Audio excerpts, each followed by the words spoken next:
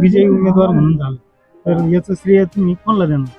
निश्चित मी आता सांगितल्याप्रमाणे ह्या विजयाचं श्रेय असंख्य आमचे मतदार बंधू भगिनी, ज्येष्ठ मान्यवर आणि विशेष करून आमच्या लाडक्या बहिणी, थोर संत महंत आणि तरुणांना या तालुक्यातलं मी ह्या विजयाचं श्रेय देतो।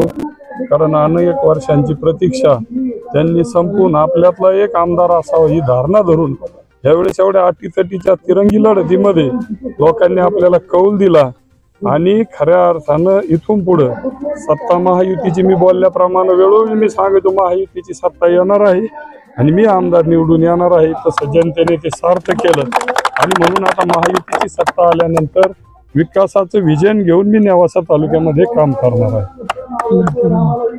आणि 2 दिवसापासून ज्या मंत्रिपदाबाबतच्या ज्या चर्चा चालू आहेत, तुमचं नाव त्याच्यात आघाडीवर आहे, त्याबद्दल काय संकेत आहे?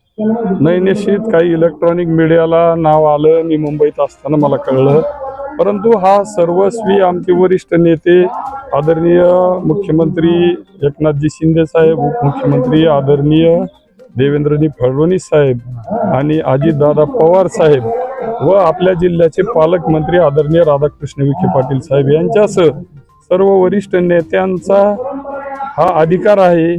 जी जी जबाबदारी ते देतील ती आपण स्वीकारू, परंतु आपण समाधानी आहोत की जनतेने आता आपल्याला आमदार केलं आणि म्हणून आपण जनतेच्या कामात राहणार आहोत।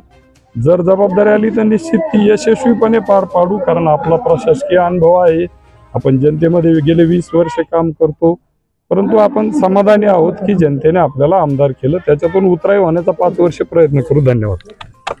नेवासा तालुक्यातील ताज्या घडामोडींसाठी आम्ही नेवास्कर न्यूजला सबस्क्राईब करा आणि बेल आयकॉन दाबायला विसरू नका।